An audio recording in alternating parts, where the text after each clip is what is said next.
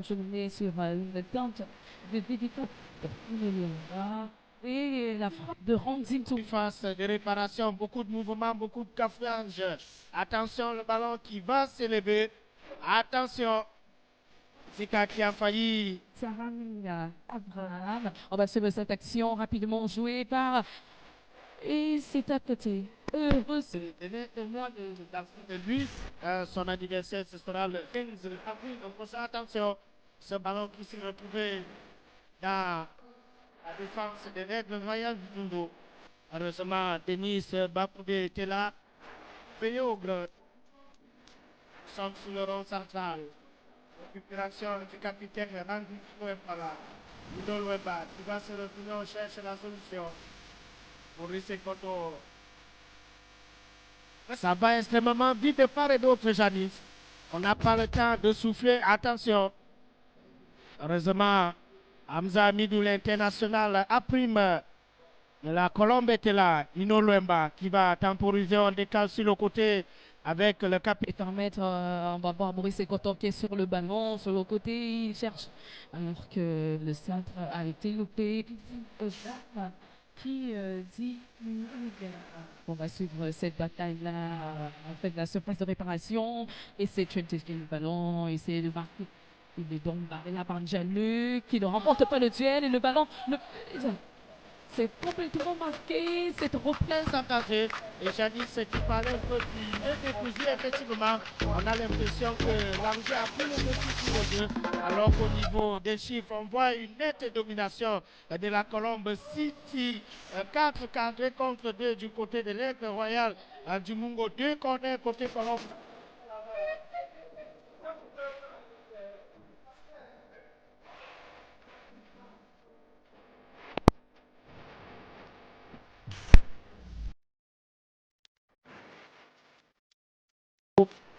A suspendu son envol ici au stade Bonamoussa dit rentre tout et quoi là.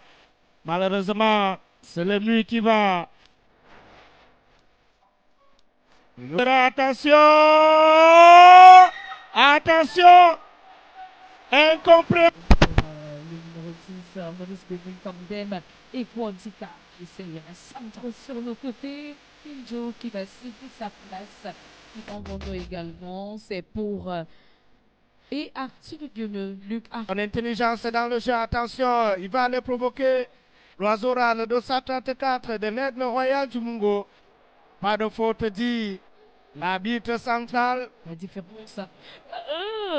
Le ballon qui n'entre pas au fond des filets du Mungo. Et ça se traduit tout simplement par ces nombreux corners qui sont donc concédés par Aigle à l'endroit de Colombe. Alors, Willy, tu parlais ici de Patrick Fergani et Dindi pour nous. Alors, finalement, c'est le but. C'est le but ici. Amidou Hamza inscrit son tout premier but de la saison à la 88e minute qui vient un peu envoyer Aigle Royal du Mungo se coucher. Ils sont prêts à envoyer les équipes aller dormir. Il est à peine 17h, mais les joueurs de la Colombe ont décidé d'envoyer la région du littoral et surtout le département du Mungoli. La Colombe qui trouve finalement le chemin de filet. Les joueurs de l'Aigle Royal du Mungo qui estiment qu'il y a beaucoup de fébrilité. Il n'a pas pris ce ballon avec beaucoup d'autorité. La preuve, il se relève automatiquement.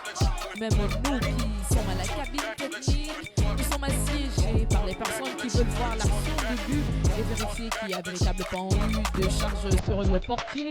Et c'est terminé ici. Colombe Sportif Sudja et Lobos s'impose face à l'Aigle Royal du Mungo en prélude à une expédition à Melon. Dans la difficulté, la Colombe l'emporte face à l'Aigle Royal du Mungo. C'est ça la marque des grandes équipes, subir et faire la différence au moment opportun.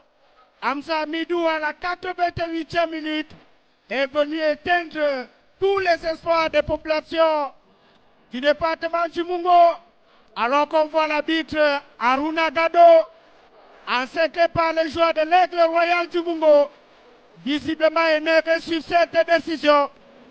Regardez l'attitude du gardien, il ne s'avance pas parce que quelque part,